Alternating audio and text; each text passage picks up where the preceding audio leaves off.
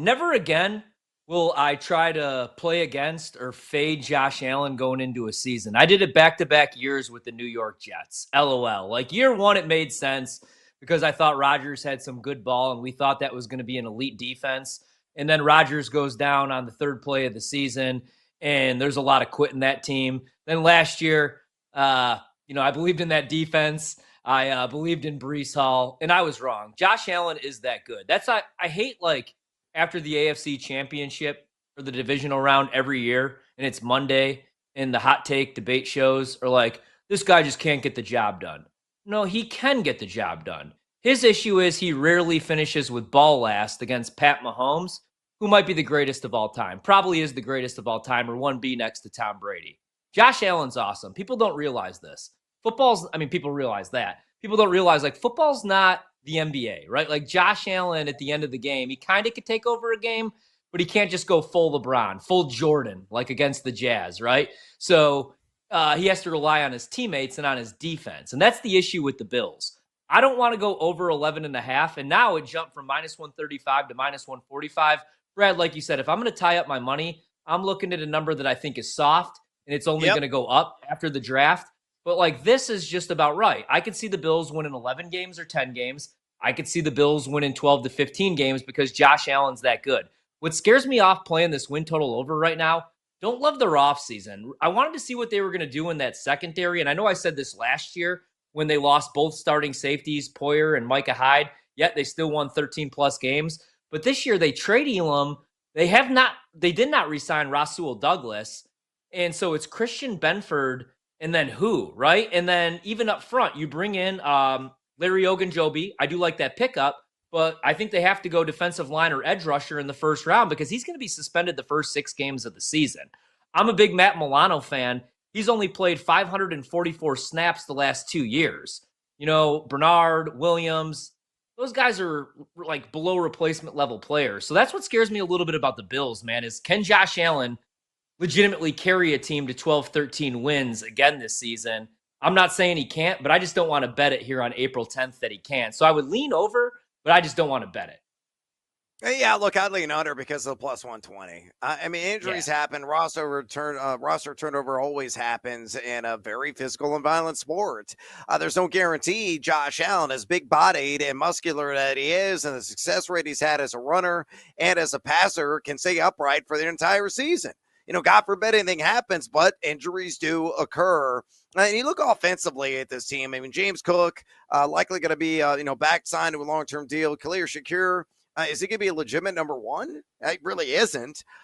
Joshua Palmer was a nice addition, I felt, from the LA Chargers. He can make some noise. It could be a fantasy sleeper of sorts. Keon Coleman has got upside, but still a bit rough around the edges. And then what version of tight end? Are we going to get the Dalton Kincaid? Everybody was investing high draft capital in fantasy leagues last in, or is it going to be like a timeshare source with Kincaid and Knox yet again? Maybe more of the same, and that's not a bad thing in dragging down the profile. But you mentioned the defensive issues. They were number 12 in EPA per play D last year. Can they replicate that level of success? I think the jury's still out on that. They are number 2 in EPA per play offense as long as they stay healthy. And they have the 8th easiest projected strength of schedule. Sure, they could get to a dozen wins. I ain't going to bet on it either. And if I had to bet on it, it would be on the under on 11.5. Captain Hook could come into play here. And if he did, plus 120 and a nice payout. Let's go to Miami. Dolphins had a forgettable season last year. A lot of hype around that team already this offseason. Dark cloud is hanging over there on South Beach with Tyreek Hill's latest incident. No charges were filed, but still, it's muddy, to say the least. And given its history, it ain't good. Miami, 8.5 team wins, plus 110 on the over, minus 130 on the under. What say you with the flippers? Okay, so we did this like a month ago, and I was kind of talking myself into Miami. Since then, absolutely not. So first off, like even 2 years ago, man, when they won double-digit games, they didn't beat a playoff team. No, they beat one playoff team, the Dallas Cowboys. I believe they went 1-6 against teams with a winning record, and they got just blown out in a lot of those big games. Like the Ravens on New Year's Day, they won by 40-plus points. And look at their offseason. They haven't fixed that secondary. they haven't really fixed anything on the defensive side of the ball. I mean, 2 years ago, I was buying in and I was like, all right, Vic Fangio. He left after 1 year. They can't win cold weather games. And again, I hate their offseason. Tyreek Hill is up to Tyreek Hill stuff. I would cut ties. I got to be honest, man. I know how Yep, fast I he would is. too. I would I just would say too. goodbye right now, right? Like, you still have enough at the skill positions. And also, I don't want to be like judge offseason guy, but every time I see Tua, he's hanging out with like Darius Rucker or he's on a boat looking like me and Mario last Saturday night, enjoying himself a little bit too much, man. So, like, no, this team can't win cold weather games. I keep hearing about this offensive genius that Mike McDaniel is. Dude, like, it's like year 4 now. When does he prove this to us? So, no. Under 8.5 wins on the Dolphins. Prove me wrong. Win 10 games, but I don't trust Tua to stay healthy. I don't trust Tyreek Hill to stay sane. And I don't trust that defense to get stops. They have to go corner round 1, too. That secondary is nasty and not in a good way. So, under for me, but I don't want to bet it at minus 125. Yeah, be under for me as well. I think I'm probably going to be a 7-8 win team. I mean, they still have a lot of explosivity on that roster. Assuming they retain Tyreek Hill, they got Jalen Waddle there. Jonnu Smith was great last season. He got Westbrook-Akine now on roster, and all that guy did last season with the Titans was what? Catch, touchdown. So a long drink of water there. A nice little red zone weapon. Devon Achane, their running back. He's got wheels for days, but Tua is one more shot to the head, and that could be it. That's the other thing we got to consider here, given the long concussion history that he's had.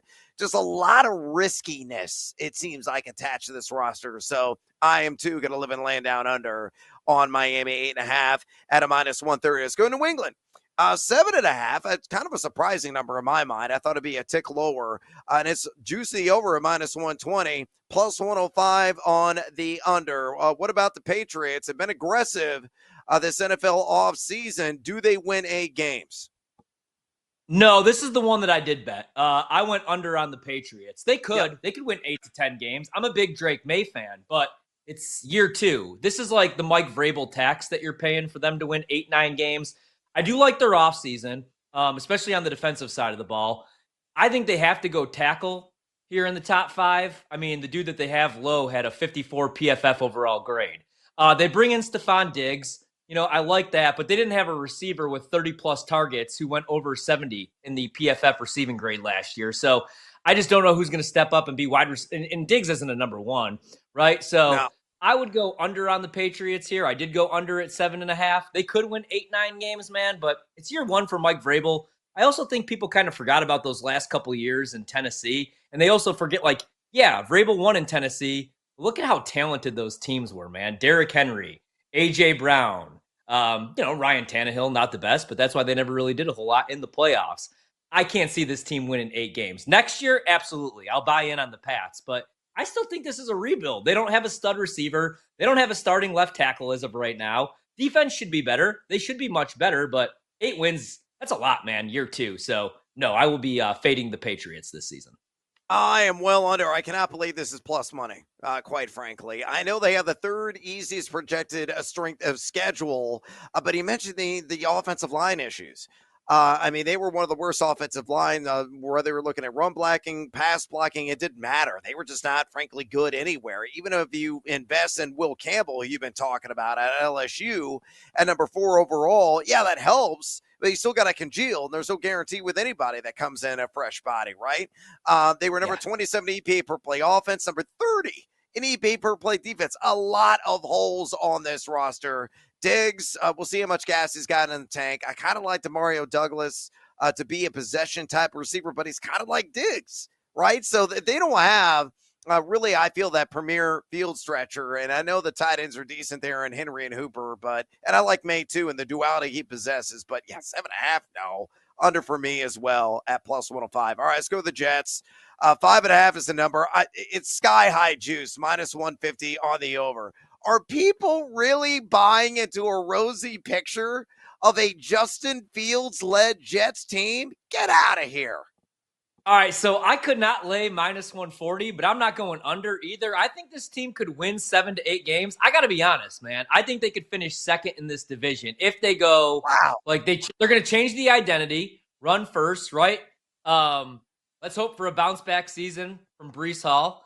Right. I don't really love the wide receiver room other than Garrett Wilson. You got to cut ties with Alan Lazard. The guy can't run, the guy can't catch. And now Aaron Rodgers is gone. But I think Rodgers was the problem last year. And I'm the biggest Aaron Rodgers guy, man. So I think that culture will be a little bit better this year. I expect a lot of those guys, especially like Sauce Gardner. He played like an all pro his rookie year. Last year was horrendous, especially trying to tackle. I could see the Jets winning 6 to 7 games. I definitely wouldn't go under on them. I'm willing to go under. I don't care if they have the sixth easiest strength of schedule. And look, I am a big Justin Fields fan for fantasy because of the duality, right? He can run for 1,000 yards. Maybe he scores 6-7 times with the legs. And he has a very modest and mediocre production vertically because he always is throwing fastballs. He's got to take a little heat off that pass and provide a little bit more touch. You're right. You got Garrett Wilson. Lazard, bye-bye. Totally agree. Josh Reynolds now on this roster. He's had his moments over the years on several franchises. The one guy I really liked they brought in, Stone Smart, a tight end from the LA Chargers, who had a nice little like 5-6 weeks very late in the regular season. He showed me something. He could be a true X factor on this roster, but they were number 21 EP per play defense. They got to improve there. Number 17 EP per play offense. Obviously, I don't think they're really going to improve in that category. I love Fields, again, for fantasy purposes, but looking from the reality side of things, it could be another 5-win season for the New York Jets. So plus 125, yeah, take my money, bet MGM. Screw it. I'll bet it and get paid months out on that one there. So Fields for fantasy, top 10, yay or nay? Oh man, I'm gonna say nay. I am. I need to see it to believe it. I need to believe that he's going to be able to stay healthy or he's not going to get replaced. We'll see after the draft. Also, if the Jets go quarterback, that would scare me a little bit. Yeah, it would certainly scare me too, but I think he's got a very real upside if they don't draft a quarterback and being a top 10 quarterback in fantasy football this season.